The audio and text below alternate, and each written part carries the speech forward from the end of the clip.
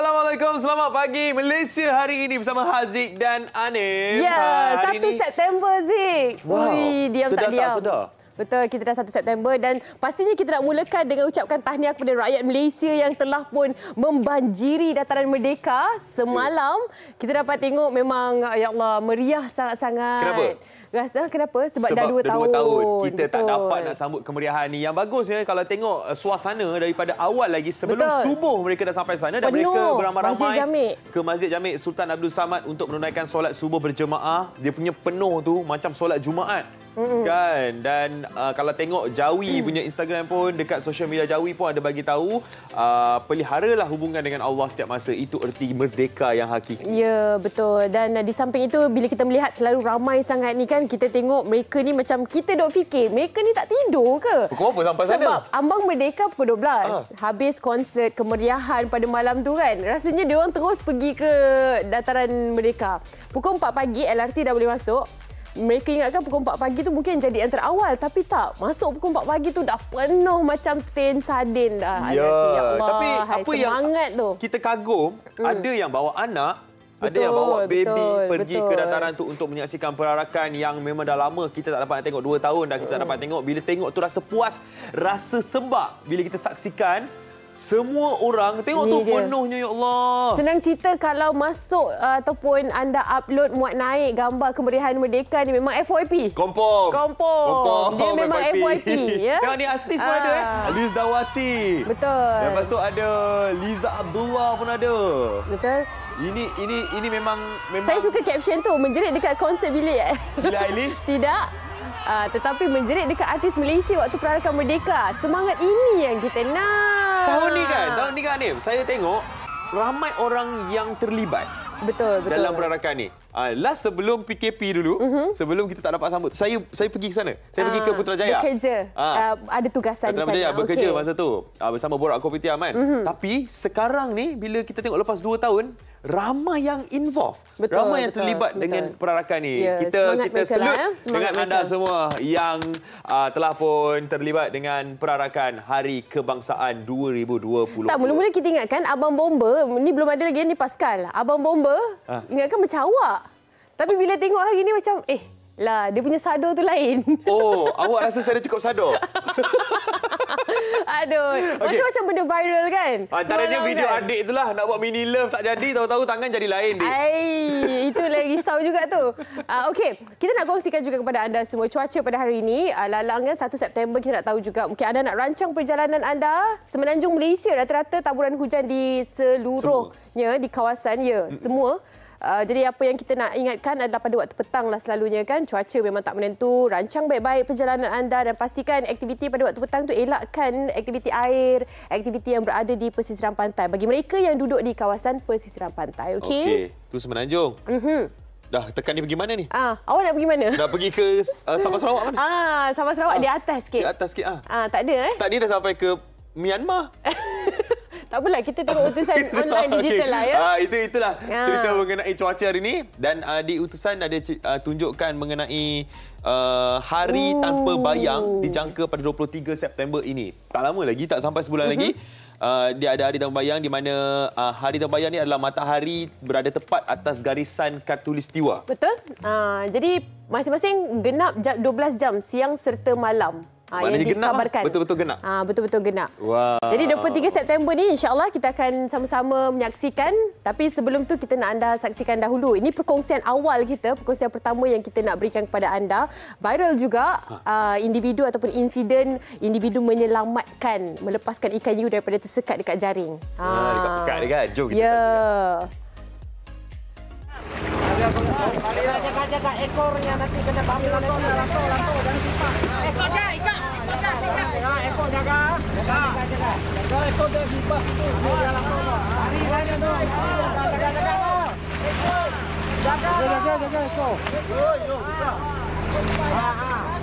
Alright. Tarik obat tadi. Wow. Ya, erti sebenar kebebasan Kan? Itulah dia, kan? Kita merdeka-merdeka ni kita nak bebas kan. Bebas jiwa sendiri nak bebas. Tapi ikan hiu pun dibebaskan. Diselamatkan oleh tekong-tekong bot dan juga mereka yang berada dalam insiden ataupun kejadian itulah. Ya, tapi puas hati nampak. Kalau tengok tu dengan keberanian. Ya, betul. Dengan keinginan nak melepaskan ikan hiu tersebut yang kita nak pujilah daripada sepasukan penyelidik FRI Bintawa yang selamatkan dan bebaskan ikan hiu tersebut yang terperangkap dalam pukat kajian tuna. Dia terperangkap sebenarnya. Okey. Jadi kita nak tahu apa cerita dan bagaimana situasi itu berlaku. Kita bersama dengan pegawai penyelidik Muhammad Hafiz Hassan. Encik Hafiz di talian ataupun secara maya bersama dengan kami sekarang ni. Assalamualaikum Encik Hafiz. Selamat pagi Aziz. Ya, Haziq je. Yang Anim kat sebelah ni Encik Hafiz tak nampak. Okey, tak apa. Encik Hafiz malu. Okey, ni Hafiz dengan Haziq. Dia ada dua orang yang haha ni ya. Jadinya Hanim pun. Okey, Encik Hafiz. Kita nak tahu sebenarnya bagaimana situasi yang berlaku sewaktu itu. Bagaimana boleh perasan ikan hiu tersebut tersekat dekat pukat kajian tuna tu, Encik Hafiz? Okey. Kejadian tu bulan lepas pada 10 Ogos yang lalu. Waktu tu kami sedang menjalankan kajian verifikasi FSI tuna bersama pihak Agensi Angkasa Malaysia, MAISA, Institut Sumber Marine Asia Tenggara ISMAT dengan Jabatan Perikanan Laut Sarawak JPLS. So dalam jam 7 lebih kurang macam tu, semasa kami nak tarik pukat ke dalam kapal tu, tekong kapal yang sedar tu, ekor ikan hiu terperangkap dalam pukat tu. Dia tengah menggelupur lah Dia tengah nak keluarkan diri dia daripada pukat tu. Okey, berapa lama kerja-kerja menyelamatkan ikan hiu paus ni dilaksanakan oleh tekong-tekong bot?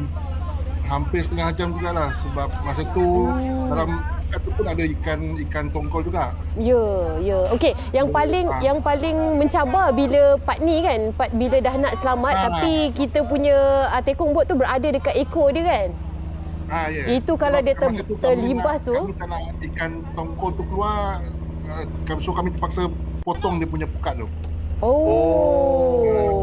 Jadi tergendala jugalah aktiviti pada hari tu. Sebab pukat. Ya, so far so good lah. So far alhamdulillah. Sebab bila kami dah keluarkan tu, kami cepat-cepat untuk tutup balik dia punya pukat tu supaya ikan tongkol tu tak keluar.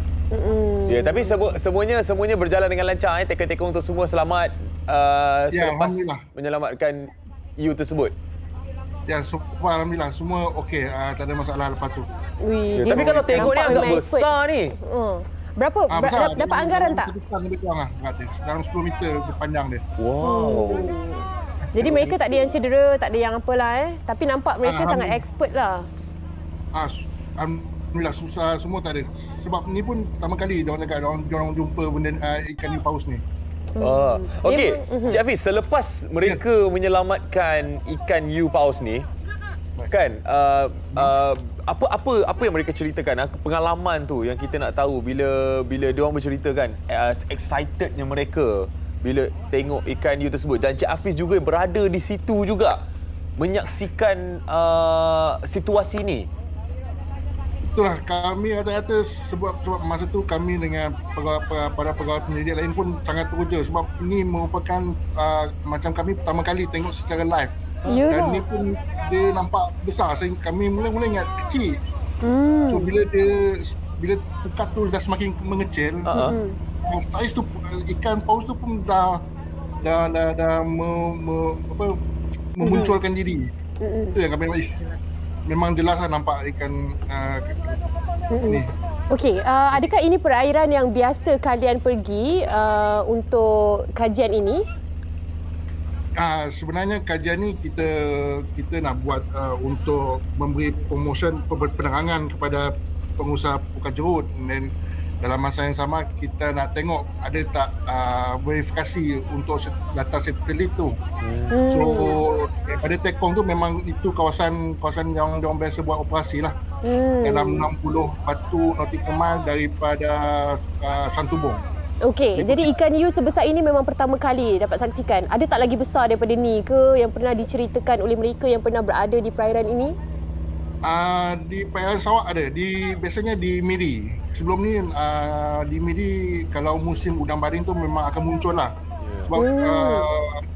Sebab ikan meri ni dia jinak. Dia sebab dia akan kejar ikan kecil-kecil, udang baring ke apa semua. So biasanya kalau Miri tu memang dia akan muncul lah. Di Kuala Baram, di Batu Satu tu. Cumanya di situ saja yang jarang jumpa, tiba-tiba jumpa tu yang record semua video teruja tu. Yang record video tu Encik Hafiz ke? Bukan? Saya yang ikut video tu. Suara dia je kita dengar. Ya, satu suara dengar. Dia punya video tu dapat kontrol cantik tu. Hafiz, itu yang kita puji. Jaga ekor-ekor tu. Kan? Kita dengar dia punya dia koreo lah kat atas tu kan. Dia bagi tahu arahan juga. Dia ajak pergi kanan, pergi kiri. Encik Hafiz, kita nak ucapkan terima kasih kerana sudi bersama kami di MSI hari ini. Kirim salam kepada semua tekong-tekong kapal dekat sana. Ya. InsyaAllah. Okay, terima kasih. Alright. Terima kasih banyak-banyak. Itu dia video ikan hiu dilepaskan 10 Ogos berlakunya insiden ini. Tapi sambil-sambil tu juga kita nak ingatkan keselamatan lah. Hati-hati bagi mereka yang perlu bekerja ataupun berada di perairan kan dengan cuaca sekarang. Mereka yang betul-betul mahir bolehlah untuk apa orang kata kalau ada perkara begini berlaku mereka terlibat kan. Betul. Takut kalau kita yang macam tak mahir, yang tak ada skill, yang tak tahu nak buat apa ni. Jangan. Kita duduk je lah atas bot tu kita bagi yang pakar. Rekodlah video. Kita bagi yang pakar. Alright. Jadi itu cerita pasal ikan hiu. Tapi ni ada cerita pasal sawit pula kita nak bawa kepada anda, iaitu sawit sebagai punca rezeki meneruskan kelangsungan hidup pekebun kecil. Di mana ini adalah satu video daripada Kementerian Perusahaan Perladangan dan Komoditi. Baik. Jom kita saksikan videonya.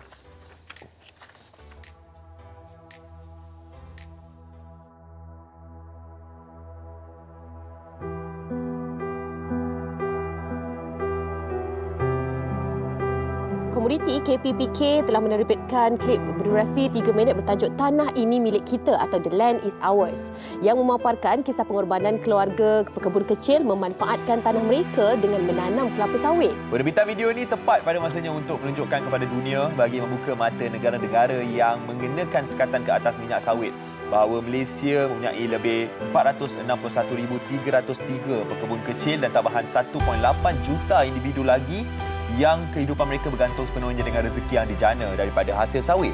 Video ini juga bertujuan untuk menutup ruang jentera propaganda barat, khususnya yang melemparkan dakwaan bahawa sektor perladangan sawit di negara kita dilakukan dengan memusnahkan banyak kawasan hutan dalam negara. Melalui hasil karya ini, kita menyaksikan kisah 3 sekeluarga bersama si ayah, ibu dan anak perempuan mereka diberi kelulusan oleh pihak berkuasa tanah untuk mengusahakan tanaman kelapa sawit melalui prosedur yang betul, bukannya secara penerokaan haram seperti yang kerap dimomok-momokkan melalui kempen anti sawit. Jalan cerita yang dipaparkan dalam video ini mengukuhkan justifikasi bahawa setiap pekebun di dunia ini mempunyai hak untuk bertani, mengusahakan tanaman apa pun demi kelangsungan hidup. Satu jaminan di bawah Deklarasi Pertubuhan Bangsa-Bangsa Bersatu PBB mengenai hak asasi petani dan rakyat yang bekerja di luar bandar atau United Nations Declaration on the Rights of Peasants and Other People Working in Rural Areas ataupun UNDROP. Diterbitkan oleh Gerakan Global untuk memperjuangkan kebaikan minyak sawit iaitu satu inisiatif di bawah KPPK. Klip video ini juga selaras dengan usaha kementerian dalam menegakkan deklarasi PBB itu dan seterusnya mempertahankan hak setiap pemilik tanah untuk bertani demi meneruskan kehidupan. Tambahan pula, sekatan ke atas minyak sawit bukan sahaja melanggar deklarasi PBB tapi juga menutup punca rezeki keluarga pekebun kecil. Jika kita imbas kembali, Kerajaan Malaysia pada tahun 2019 telah menghadkan pengembangan kawasan penanaman kelapa sawit tidak boleh melebihi 6.5 juta hektar. Pada tahun 2022, Malaysia telah membangunkan seluas 5.8 juta hektar kawasan penanaman kelapa sawit sama ada oleh pekebun kecil atau syarikat perladangan besar dengan baki 700,000 hektar lagi yang belum lagi diterokai bagi penanaman sawit. Walaupun sektor perladangan sering dianggap sebagai punca utama kemusnahan hutan, perlu ditekankan bahawa pada tahun 2019 banyak 24% daripada keluasan tanah digunakan oleh sektor penternakan, manakala perladangan pula hanya sebanyak 29%. Daripada penebangan pokok untuk laluan kepada 29% keluasan ladang itu pula perlu ditegaskan bahawa tanaman yang paling banyak menyumbang kepada pemusnahan hutan adalah kacang soya iaitu dengan sebanyak 19% keluasan. Diikuti jagung dengan 11%, manakala kelapa sawit hanya 8%, sawah padi dengan 6% dan tebu sebanyak 5%. Demi kepentingan industri minyak sawit kita, Malaysia berusaha menjalin hubungan dengan Kesatuan Eropah EU dan Amerika Syarikat bagi mewujudkan situasi menang-menang yang akan memberi manfaat kepada industri minyak sawit secara keseluruhan. Walaupun kedua-dua blok perdagangan berkenaan yang juga kuasa ekonomi dunia kekal menentang kuat perdagangan minyak sawit sejak tahun 2003 lagi, dengan EU khususnya usaha sedang digerakkan ketika ini melalui pelbagai platform. Contohnya menerusi kumpulan kerja bersepadu ASEAN-EU ataupun program-program seminar atau webinar dan siri dialog serta perbincangan melalui misi-misi promosi ekonomi dan minyak sawit yang dijalankan. Baik, itu sahaja perkongsian kami. Tapi ini untuk awal blok ini, kita nak rehat seketika. Kembali selepas ini, kita nak main chess. Bukan kita lah, 6 remaja. 6 remaja yang bakal mewakili negara untuk kejuaraan catur nanti. Ya, kita tengok kuda gerak dulu ke ataupun askar. Seketika nanti, hanya di Malaysia hari ini. Ini pada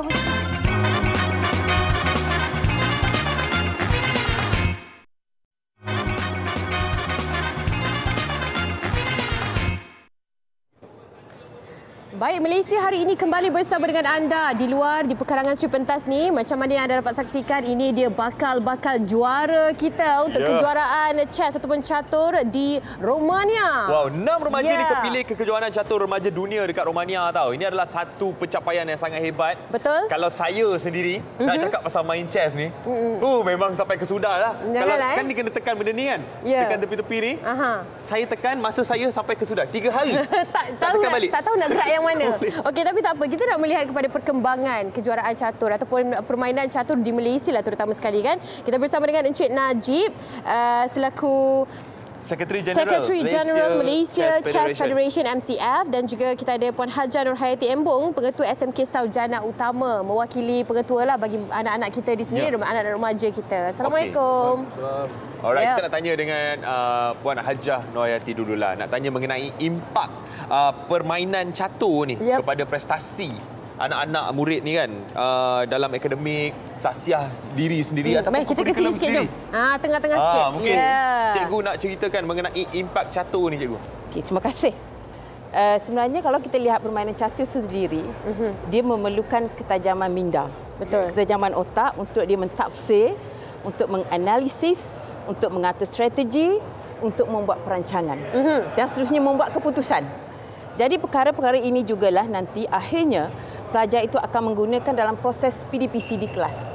Jadi kemahiran berfikir aras tinggi pada pelajar itu secara tidak langsung berjaya kita terapkan dalam permainan catur. Itu kalau kita lihat dari segi akademik. Jadi secara tidak langsung juga mereka memang boleh menguasai apa yang diajar guru di kelas. Misalnya sekarang kan lebih sharp, PBD, poin ini kita boleh gunakan. Bagaimana pelajar boleh menguasai tahap penguasaan murid dalam PBD. Betul. Itu dalam akademik. Kalau kita lihat dari segi sasiah pula, dia akan memberi satu self-esteem yang tinggi kepada pelajar. Dia berada dalam satu kondisi, situasi pertandingan dari peringkat daerah, negeri, kebangsaan dan antarabangsa, secara tidak langsung meletakkan pelajar itu pada satu tahap self-esteem yang tinggi. Ini yang kita nak. Pelajar kita walau apa jua situasi, mereka boleh membawa diri. Dan pada masa itu juga, macam bagi pelajar-pelajar saya, Adeline dan Uzair, mereka ini juga adalah coach kepada pelajar-pelajar yang junior yang baru mula mengasah minat untuk catur di peringkat sekolah.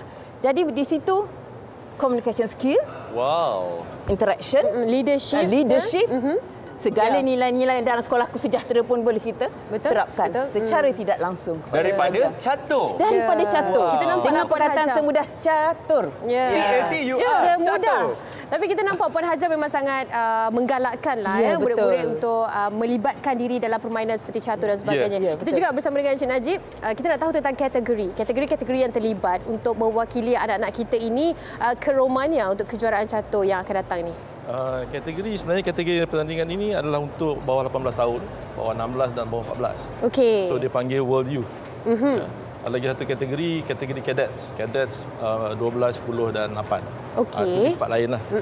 Jadi bagi kategori ini bila kita buat pemilihan tu kita berdasarkan kepada dia orang punya performance semasa.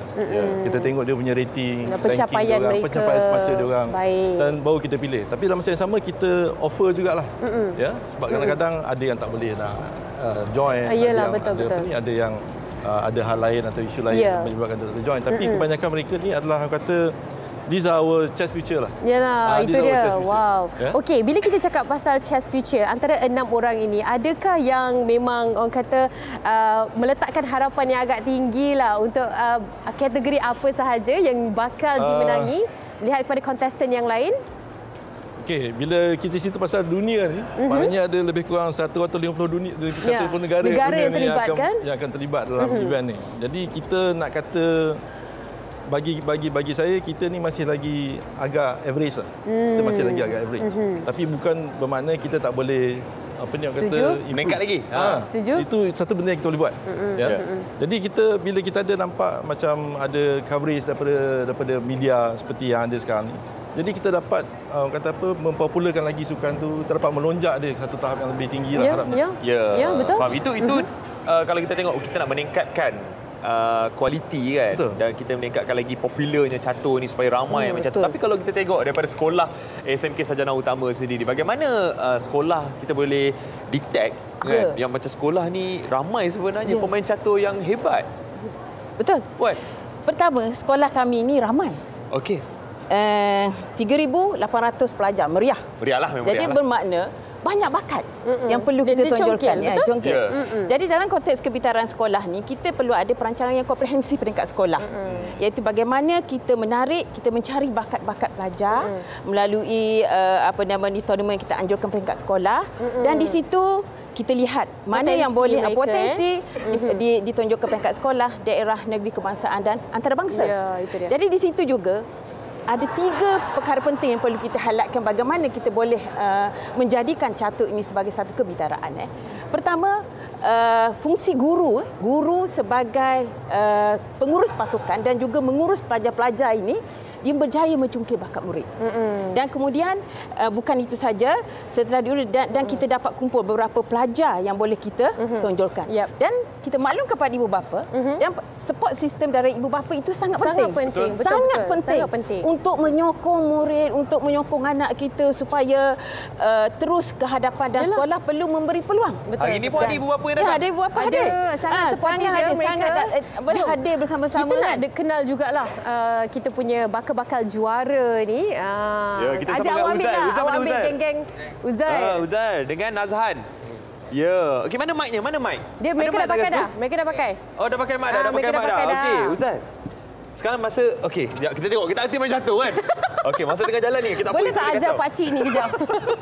Okey, Uzai, perasaan bila menjadi antara wakil negara pergi ke peringkat dunia ni. Pause Boleh pause. Oh, boleh. Perasaan Uzai sendiri. Perasaan bila dapat wakil negara ni. Saya excited lah. Tak sabar. Dia malu. Dia kalau main catur dia power. Memang dia memang kalau cakap memang dia malu. kebanyakan pemain catur ni memang pemalu ke orangnya, Nazhan? Majoriti je lah. Majoriti. Majoriti ya? Saya mestilah. Malu je. Tapi tak apa, dia boleh still ada eye contact sebab tu. dia tak pakai mulut tak perlu dia bercakap sangat. Dia pakai minda dan juga tangan dia kena gerak. Okey, yang lelaki kita tahu pemalu. Okey, kita ada juga di sini wakil wanita kita Azra. Betul? Azra yang mana? Azra Faika. Ini dia kedua-dua. Azra dengan Faika kena ambil mikrofon. Okey, nyanyikan satu lagu. Okey, sekarang ni masing-masing mesti ada strategi kan? Strategi untuk menang dan anda kena kenal lawan anda, betul tak? Okey, awak cerita sikit strategi awak untuk mempersiapkan diri nak mewakili negara di Romania. Jangan cerita rahsia tau. Jangan cerita rahsia sebab orang tengah tengok ni. Strategi sikit. Boleh. Boleh. Ada. Kita dengar. Kita buat preparation sebelum lawan orang. Macam lepas tu kita buat research, lepas tu buat macam training puzzle, macam just nak tambahkan lagi potensi.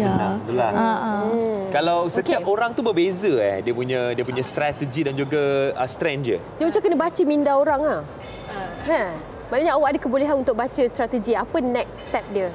Betul? Kena fikir apa. Dia banyak macam apa yang opponent akan jalan. So, kita kena fikir setiap satu ni lah. So, kena ambil masa yang lama untuk fikir. Praktis tu memang sememangnya membantulah untuk anda menjadi seorang yang lebih sharp. Lagi Okey, banyak. satu hari praktis berapa lama? 2 jam, 3 jam. Sehari? Ataupun kalau nak dekat tournament, kita lebihkanlah.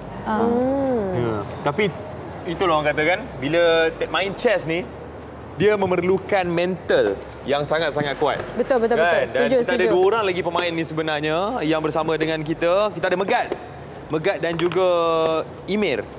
Kan? Megat dan Emir. So, kalau untuk bermain satu set catur, masa yang diperlukan tu berapa lama? Pada time shoot, Average dia. average dia mungkin yang 20-25 minit. Satu game akan habis dalam 20-25 minit ni. Okey lah kot. Okey. Kita boleh lah kot. Sekarang ni betul. Kita jangan, kita ada lagi task je. Oh, kita ada banyak lagi. Okey, lawan dari negara mana yang anda rasa pencabar terdekat? Mencabar terdekat. Yang paling kuat lah. Mungkin pada negara Amerika ataupun Angola sebab diorang ada GM, diorang ada International Master. Tapi kalau tengok pada Malaysia sendiri, kita orang belum ada lagi player yang ada title macam tu. So kalau ikutkan, macam diorang lagi banyak lah. Diorang punya tahap daripada kita. Maksudnya untuk sampai ke tahap tu ada stage dia jugalah. Ada. Ya, itu adalah pendapat pelajar-pelajar yang hebat ni yang memang kalau orang kata membanggakan negara dah sebenarnya bila dah menjadi wakil negara untuk pergi ke peringkat antarabangsa. Kan? Jadi, secara ringkasnya Okey, daripada Puan Hajah nak bagi semangat kepada anak-anak ini, harapanlah untuk mereka di luar sana mengetahui yang kejuaraan catur yang bakal berlangsung. Okay, terima kasih. Harapan kami, khususnya harapan dari SMK Sarjana Utama sendiri dan juga pelajar-pelajar yang mewakili dan mewakili Malaysia, harapan kami memang setiap kali pertandingan apa kita inginkan kemenangan lah. Namun demikian, saya selalu ingatkan pada pelajar saya, kalau kita tak menang kali ini, kita adalah juara yang tertunda. Bila kita tidak tahu. Satu. Kedua adalah pelajar boleh merasai pelbagai pengalaman di situ. Pengalaman di peringkat antarabangsa yang akan membantu mereka untuk terus menyerlahkan potensi diri. Satu hari nanti mereka jadi orang yang hebat dalam pelbagai bidang mereka ceburi. Doa kami, mereka selamat, pergi dan balik. Continue semua selamat. Dan insyaAllah ada kejayaan yang Allah akan berikan pada kita. Sama-sama kita doakan. Amin. Dan kita doakan juga Malaysia Chess Federation akan terus membesar dan ramai lagi kita akan dapat bakat-bakat yang hebat Encik Najib. InsyaAllah. Okay, adik-adik akak, all the best ya. Tahu, buat yang terbaik. Ya, mereka memang sangat malu. Tapi tak apa, inilah yang mungkin cara karakter orang-orang yang main catur macam ni. Sebab tu awak tak main catur. Saya sebenarnya pemain catur. Saya tu nampak macam pemalu. Catus. Yang ini catus ya. Okey, kita nak berehat seketika. Tapi kita nak tengok dulu rangkuman berita dunia apa yang terjadi. Jom kita saksikan. Pemalu raja saya.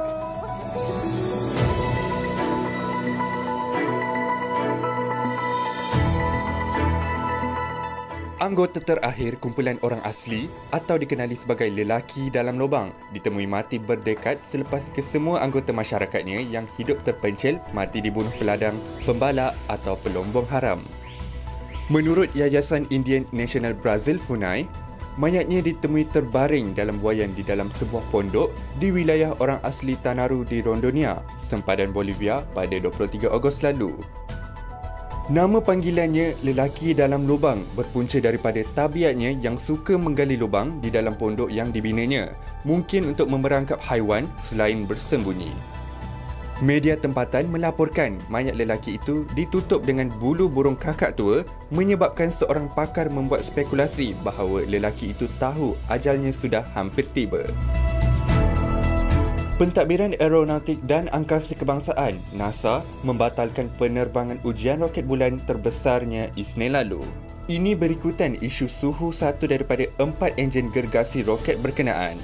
Puluhan ribu orang termasuk Naib Presiden Amerika Syarikat Kamala Harris telah berkumpul di Pusat Angkasa Kennedy, Florida untuk menyaksikan pelancaran tersebut setelah selepas 50 tahun angkasawan Apollo 17 jejak ke bulan. Maklumat penerbangan adalah untuk menguji kapsul kru SLS dan Orient yang terletak di atas roket.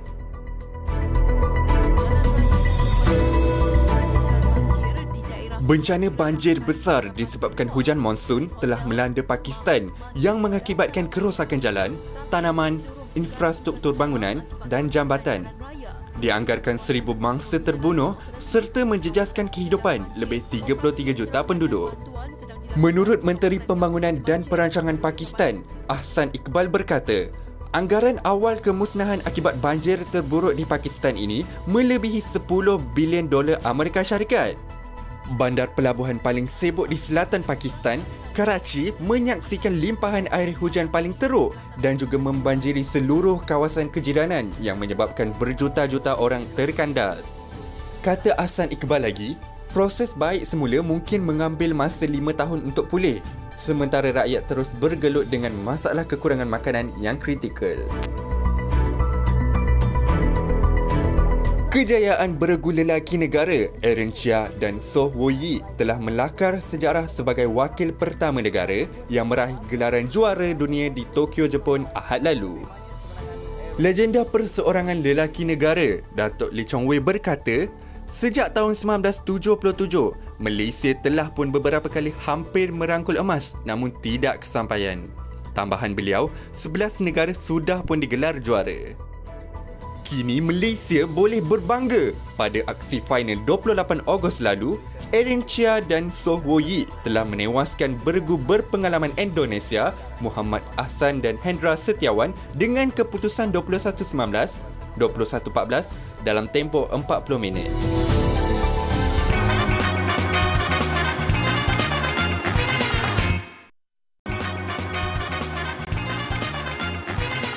Masih lagi bersama dengan kami di Malaysia hari ini. Baiklah, kita nak kongsikan bersama dengan anda semua. Kalau anda perasan kan, kita ni back to back semua memang banyak sangat event ataupun anjuran majlis yang kita perlu hadir. Ini antaranya bagi mereka yang minat dalam industri aero angkasa. Okey, apa yang akan berlangsung? Selangor Aviation Show SAS 2022. Tapi nak tahu apakah Selangor Aviation Show ataupun SAS 2022 ni? Kita akan terus sahaja bersama dengan Datuk Hassan Azhari, Ketua Pegawai Eksekutif Invest Selangor Berhad. Assalamualaikum Datuk. Okey Datuk, terima kasih. Kita sangat berbesar hati hari ini nak berkongsi tentang SAS 2022. Jadi mereka mungkin nak tahu kenapa dan apakah yang dikatakan dengan anjuran SAS 2022 dan kenapa kerajaan negeri yang menganjurkan SAS ini. Okey, terima kasih kepada TV3 jemput kami. Kita sebenarnya tahun ini adalah tahun yang kedua kita menganjurkan Selangor Aviation Show ataupun pameran penerbangan Selangor ni. Tahun lepas telah diadakan pada bulan November dan tahun ini pada minggu hadapan lah 8 hingga 10 September bertempat di Subang Sky Park RAC. Kenapa kita menganjurkan pameran penerbangan ini? Sebagai makluman, lebih daripada 60% industri aero angkasa di Malaysia ni terletaknya di negeri Selangor. Ramai yang tak perasan yang itu. Jadi untuk mengukuhkan lagi kedudukan kita sebagai hub industri aero angkasa di Malaysia ni, kita menganjurkan pameran inilah untuk supaya memberi pendedahan kepada bukan sahaja pada industri tetapi juga pada orang awam bahawa industri ini wujud di negeri Selangor dan apakah rangkaian bekalan dan sebagainya yang banyak boleh dipelajari daripada pameran ini. Baik, 8 hingga 10 hari bulan. Ya, dan seperti mana yang kita tahu juga, ini antara yang mungkin anda boleh saksikan, objektif yang diadakan untuk pameran ini. Sebenarnya ya, kalau kita melihat dalam RMK 12, Rancangan Malaysia ke-12, jangkaan hasil daripada industri aero angkasa ini adalah sebanyak 30 bilion ringgit. Kalau tahun 2019 lebih kurang 16 bilion ringgit hasil daripada industri aero angkasa. Tahun 2020 turun sikit kepada 11 bilion. Jadi kita negeri Selangor ingin menjadi pemangkin untuk menghidupkan semula industri ini selepas pasca pandemik COVID-19 ni ya. Sebab industri ini antara yang banyak terkesan sewaktu pandemik COVID-19. Jadi kita sama-sama membantu industri, memberi peluang kepada industri aero angkasa bertemu ataupun kita menjadikan platform untuk mereka bertemu dan juga untuk meneroka peluang-peluang perniagaan seterusnya. Ya. Kalau kita tengok memang fokusnya diberikan kepada penerbangan perniagaan dan juga penerbangan am. Mengapa dilakukan untuk SAS 2022 kali ini? Kenapa kita fokus penerbangan awam ataupun penerbangan am ini ataupun perniagaan atau dalam bahasa Inggeris kita sebut BAGA lah, Business Aviation and General Aviation. Yang pertamanya sebab kita dah ada pameran 5 ya, Langkawi International Maritime Aerospace di Langkawi yang banyak fokus kepada military and defence. Jadi Subang ini kita cuba untuk promotkannya sebagai hub untuk industri penerbangan perniagaan dan juga penerbangan awam lah. Itu antara salah satu objektif utamanya. Okey, apa antara acara-acara lain Datuk yang mungkin mereka di luar sana teringin nak tahu apa acara yang bakal berlangsung di SAS 2022 ni Datuk? Kita ada lebih kurang 25 kapal terbang. Maksudnya ada kapal terbang, ada helikopter, ada drone dan sebagainya. Tahun lepas kita ada 15 je. Ada 15 kapal terbang, ada 15 helikopter, ada 15 kapal terbang kecil. Tahun ini telah meningkat. Setakatnya ada 25. Mungkin minggu depan ada penambahan lagi. Kan, kita tak tahu kan. Model-model yang nak ditambah mungkin model-model terbaru itu dia. Jadi siapa nak lihat business jet dan sebagainya boleh datang. Ataupun nak melihat nak meneroka kalau nak join flying school ke dan sebagainya boleh datang menimba pengetahuan. Sekurang-kurangnya dapat idea kan dalam industri aeroangkasa ni apa lagi peluang-peluang yang ada. Okey. Jadi bagaimana bagi mereka orang awam ataupun publik yang nak hadir ke event ini? Jadi kita jemput semua untuk melayari kita punya website iaitu selangoraviationshow.com dan boleh register ataupun mendaftar di situ untuk pilih hari dan waktu yang mana nak datang. Tapi untuk publik, untuk orang awam ni kita buka pada hari yang ketiga lah pada 10 September. Dan boleh datang melalui Subang Skypark Terminal dan kita akan bawa mereka naik bas ke tempat dia. Ada shuttle bus pergi ke tempatnya. Okey, jadi anda boleh datang seawal jam berapa Datuk? Kita dah boleh datang untuk publik? 10 pagi sehingga sampai 6 petang. 6 petang. Okey, sekali lagi mungkin Datuk nak war-warakan kepada mereka di luar sana, kepada penonton-penonton kita untuk hadir bersama-sama di Skypark Regional Aviation Centre, Datuk. Jadi pada yang meminati industri penerbangan boleh datang pada 8 hingga 10 September. Untuk orang awam pada 10 September hari Sabtu bermula 10 pagi hingga 6 petang. Dan kita sangat mengenalkan pelbagai program menarik. Nak melihat kapal terbang, ada banyak kapal terbang yang akan dipamerkan sewaktu pameran ini nanti. Ya, itu dia pameran statik kapal terbang ataupun industri aeroangkasa yang bakal berlangsung 8 hingga 10 September ini. Tempat di Skypark RAC bersebelahan dengan Pangkalan Udara TUDM. Ya, betul. Dan juga bukan di terminal lapangan terbang Skypark Subang tu. Jangan tersilap tempat. Jadi kalau anda dapat saksikan ada shuttle bus, kawasan-kawasan tu, itulah tempat dia untuk dibawa ke tempat pameran. 8 hingga 10 September 2022. Terima kasih kita ucapkan kepada Datuk Hassan Azhari, Ketua Pegawai Eksekutif Invest Selangor Berhad yang berkongsi dengan kita tentang pameran ataupun industri aeroangkasa SAS 2022 yang bakal berlangsung nanti. Jadi jangan lupa 8 hingga 10 September. Haziq pun ada perkongsiannya juga. Agaknya apa ya? Silakan Haziq.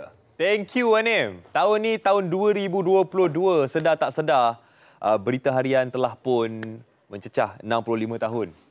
Jadi tahun ini Berita Harian menyambut ulang tahun yang ke-65. Jadi Haziq bersama dengan Datuk Ahmad Zaini Kamaruzaman iaitu pengarang kumpulan Berita Harian. Assalamualaikum Tok. Waalaikumsalam warahmatullahi wabarakatuh. Terima kasih Haziq. Sama-sama Tok. 65 tahun tahun 2022 ni kan. Sama dengan tahun Merdeka. Jadi mungkin Datuk boleh ceritakan sejarah perjalanan BH sendiri dari awal penerbitannya sampai sekarang. Okey, sebenarnya Haziq ya. Berita Harian yang pertama diterbitkan pada 1 Julai 1957. Betul. Iaitu dalam 2 bulan sebelum kita mencapai kemerdekaan pada 31 Ogos 1957. Dan Berita Harian adalah akhbar bahasa Melayu tulisan Rumi yang pertama di negara kita. Wah, tulisan Rumi yang pertama tau. Ialah akhbar Berita Harian. Sebelum itu seperti yang kita semua tahu, akhbar-akhbar sebelum Berita Harian muncul Jawi dalam tulisan Jawi, bahasa Melayu tapi dalam tulisan Jawi selain daripada akhbar bahasa Inggeris. Kalau kita ingat utusan Melayu dulu Jawi lah. Dulu Jawi, bila tukar nama utusan Malaysia baru Rumi, tapi Berita Harian lebih awal lagi, itu pada tahun 1957. Dan pada ketika itu juga Berita Harian diterbitkan oleh Akhbar New Straits Times Press Malaysia Berhad. Iaitu NST ini ditubuhkan apabila Straits Times di Singapura berpecah dan satu balik ke Malaysia, dinamakan New Straits Times. Di Singapura kekal dengan nama Straits Times. So diterbitkan oleh NSTP. Dan pada ketika itu juga akhbar ni yang pertama dijual pada harga 15 sen. Wow. 15 sen. Zaman tu lah kan? Zaman tu lah, tahun 57. Ya, 15 sen. Itu dah cukup besar saya tu. 10 muka surat pada ketika itu. Dan untuk makluman, pada ketika itu Berita Harian ialah diterbitkan daripada translation of NST, Straits Times, bahasa Inggeris ke bahasa Melayu. Pada ketika itu, dengan 8 orang petugas saja yang mengendalikan Berita Harian pada masa itu. Ya. Dan okey, jadi kalau kita lihat slogan yang dibawakan oleh BH iaitu wadah pembaharuan. Mungkin Datuk boleh jelaskan sikit apa sebenarnya maksud di sebalik slogan wadah pembaharuan tu. Ya, sejak kita mula diterbitkan biasanya akhbar ni dia akan ada slogan masing-masing. Ya. Sebelum tu kita ada antaranya ialah berita terkini, maklumat mutakhir, berita, dan kita juga ada Berita Harian satu untuk semua. Tapi dia yang macam-macam dah tukar-tukar lah mengikut perkembangan zaman. Jadi pada sekarang ni, pada selepas 2018, kita tukar kepada wadah pembaharuan. Jadi maksud sebenar wadah pembaharuan ni ialah sesuai dengan keadaan semasa negara ketika ini. Dan ketika cabaran terbaru negara, kita memerlukan pembaharuan untuk dalam penyiaran berita-berita akhbar dan juga laporan-laporan yang disiarkan oleh Berita Harian. Kita perlukan pembaharuan untuk mendidik masyarakat, untuk membuka minda masyarakat. Jadi kita tukar Berita Harian sebagai wadah pembaharuan untuk membentuk negara baru dan masyarakat dan pemikiran yang baru. Yes, besar sebenarnya maksud wadah pembaharuan tu kan. Dan kalau kita lihat, BH juga ada satu polisi, iaitu berimbang, tepat, adil. Okey, ini sangat menarik. Sangat menarik kenapa kita pilih berimbang, tepat dan adil. Kenapa tu? Okey, kalau boleh saya nak bacakan. Pada terbitan pertama Berita Harian pada 1 Julai 1957, ada perutusan daripada Raja-Raja Melayu. Okay, apa perutusan? Yang kita siarkan di muka depan akhbar pertama tu. Saya akan nak bacakan. Inilah perutusan daripada Raja-Raja Melayu yang menyatakan surat khabar yang bebas lagi tiada berpihak dan yang mengeluarkan perkabaran yang benar serta memberi teguran yang adil dan membina, walau dalam apa bahasa jua pun, tetap akan memberi faedah besar kepada negeri. Surat khabar berbahasa Melayu yang sedemikian itu tersangatlah dikehendaki di negeri ini. Tambahan pula, apabila negeri ini mendapat penuh kemerdekaan, supaya dapatlah pembaca-pembacanya berfikir dengan sendirinya dengan tidak dipengaruhi oleh apa-apa faham jua pun.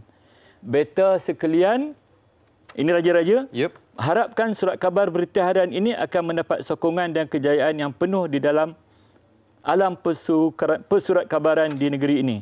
Jadi, pada ketika itu lagi, Raja-Raja Melayu telah memberi pesanan. Akhbar ini perlu, media ini perlu memberi berita yang benar dan memberi teguran dan adil dan membina kepada sesiapa saja. Jadi inilah kita punya pembaharuan ataupun slogan wadah pembaharuan ni, dan kita tekankan sehingga kini. Kita mula pada tahun 2018. Wadah berimbang, tepat dan adil itu tadi. Tapi kalau kita tengok untuk kita kekalkan BH untuk terus relevan, mungkin ada perancangan di masa hadapan untuk kita terus jadikan BH ni relevan untuk semua rakyat Malaysia. Okey, sebenarnya memang itu matlamat kita. Matlamat Berita Harian dengan pembaharuan wadah pembaharuan ni untuk membina sebuah negara dan masyarakat bagi menghadapi ancaman globalisasi sekarang ini, dengan kita ada isu inflasi, isu sekuriti makanan, dan kita mahu menjadi media sebagai menyampaikan maklumat dan juga membuka fikiran mereka dan menyiarkan berita-berita dengan lebih terbuka. Kita juga mengkritik membuat kritikan, membina, dan yang paling penting sekali lah kita mahu menyampaikan maklumat dan perubahan yang perlu dibuat oleh rakyat dan juga pemerintah dan juga sektor-sektor perdagangan dan perniagaan di negara kita. Dan kalau nak cakap pasal fight kan, sekarang ni digital pun lawan juga tu. Okey, kebetulan ini pun saya nak jelaskan juga. Sebenarnya terbitan akhbar cetak ni memang semua orang tahu kan semakin kurang. Tetapi berikutan dengan peredaran teknologi, of course media digital ni menjadi tumpuan. Kita mendapat berita dan maklumat daripada telefon saja, dan berita harian pun terpaksa perlu mengubah kepada teknologi ini. Dan kita untuk maklumat berita harian adalah media. Sekarang kita tak panggil akhbar dah lagi. Media termasuk akhbar print, cetak dan juga digital. So berita harian alhamdulillah kita berada di kedudukan yang kedua tertinggi selepas adik kita iaitu Harian Metro dalam digital, media digital. Adik-beradik satu dua. Adik-beradik number one, number two. Diharapkan ni BH pun boleh naik number one. InsyaAllah sama kita doakan. Itulah dia. Terima kasih kita cakap kepada pengarang kumpulan berita harian iaitu Datuk Ahmad Zaini Kamaruzzaman yang sudi bersama dengan kita apapun. Kita nak ucapkan selamat hari jadi, selamat ulang tahun kepada BH yang ke-65. Terima kasih banyak-banyak. Kita nak berehat seketika, kembalinya kita selepas ini ada cerita mengenai wakaf. Terus bersama kami di MSI.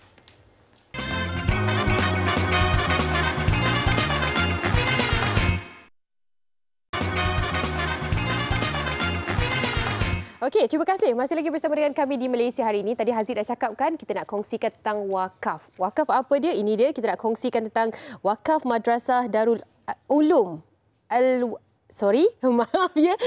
Kuasa pembangunan Masjid Al-Ulum wa Thayyibah. Tadi dah praktis dah dengan Ustaz. Dia jadi lidah dia tu tak boleh nak sebut dengan betul kali ni. Okey, kita bersama dengan Ustaz yang akan berkongsi dengan kita. Ustaz Jafri Abu Bakar Mahmudi selaku pendakwah bebas merangkap Duta Khas Jawatan Kuasa Pembangunan Masjid Al-Ulum wa Thayyibah.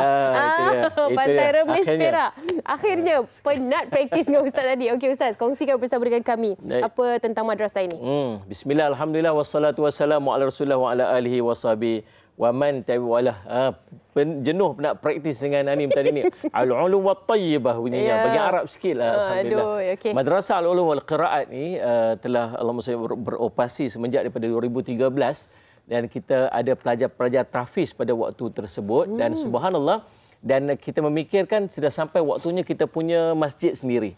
Baik. Dan masjid yang nak kita bangunkan ini bukan sekadar untuk accommodate ataupun untuk sekadar memenuhi keperluan para pelajar, tetapi juga subhanallah untuk memenuhi keperluan 17,000 penduduk di Pantai Remis Perak itu. Jadi subhanallah masjid kita ini akan berfungsi bukan sekadar sebagai madrasah, tempat pengajian, tetapi juga sebagai tempat komuniti. Masyarakat di situ akan mengambil manfaat daripada masjid ini, ulang-alik ke masjid untuk solat.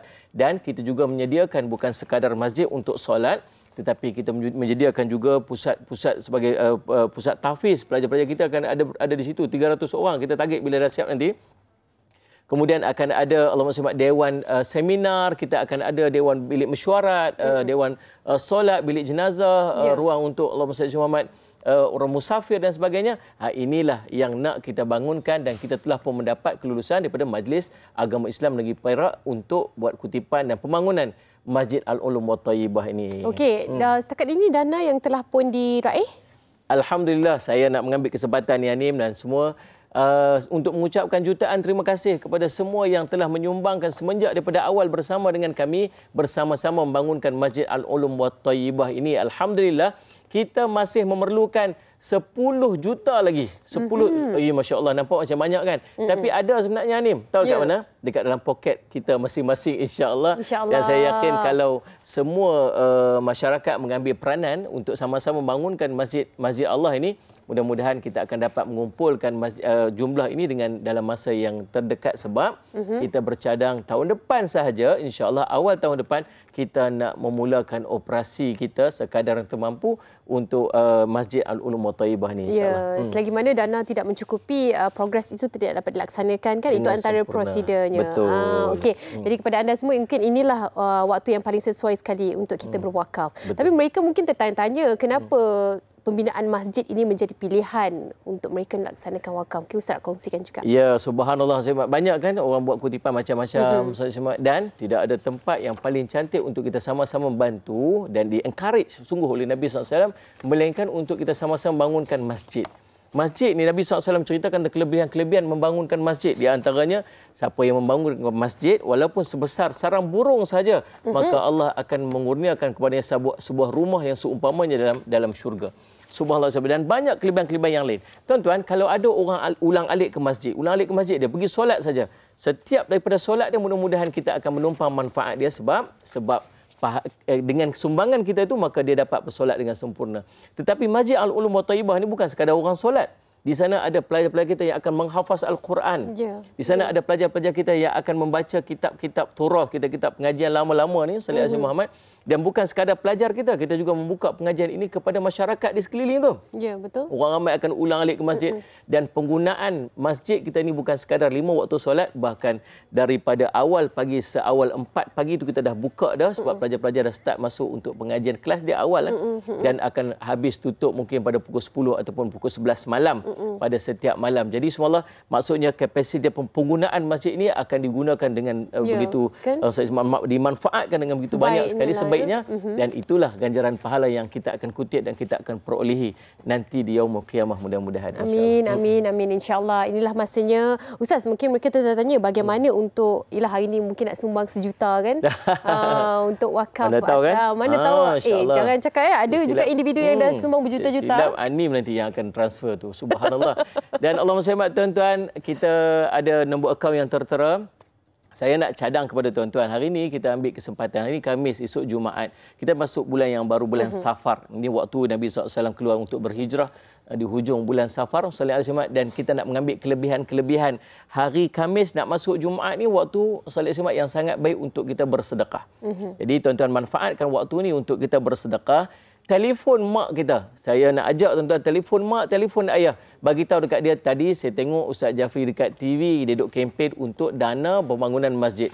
Mak, hari ini saya nak hadiahkan RM50 paling tidak wakaf yang saya hadiahkan atas nama mak, atas nama ayah. Nak balas jasa ibu dan ayah kita mungkin tak mampu. Setitik peluh dia waktu dia melahirkan kita pun kita tak mampu nak balas. Maka mungkin dengan sedikit wakaf ini yang kita niatkan atas nama dia, ganjaran dan pahala itu akan sampai ke dia, dan ia merupakan hadiah yang paling istimewa dan paling bermakna kepada ibu dan ayah kita. Dan jangan risau, kalau kita buat untuk ibu dan ayah kita, Allah tak akan kurangkan walaupun sedikit ganjaran pahala kepada kita yang menginfak dan mewakafkan. Ya, insya-Allah. Takkan miskinlah orang yang sentiasa bersedekah dan juga wakaf ni, insya-Allah. Amin. Okey, Ustaz Jafri Abu Bakar Mahmudi, pendakwa bebas merangkap Duta Khas Jawatan Kuasa Pembangunan Masjid Al-Ulum wa Thayyibah. Pantai Remis Perak. Boleh Ustaz, boleh improve lagi. Oh, insya-Allah. Sekali bunyi Arab dah. Okey, terima kasih Ustaz di atas perkongsian ini. Okey, kepada anda semua, kita bakal mengakhiri rancangan kita. Saya akan bersama dengan Haziq. Ya, hilang kepala ni. Hilang Dia potong macam tu je. Dia potong macam tu saja. Terima kasih kepada anda yang menonton MSI hari ini. Pelbagai perkongsian yang kita dah bawakan kepada anda. Jangan lupa untuk terus follow semua social media kami MSI TV3.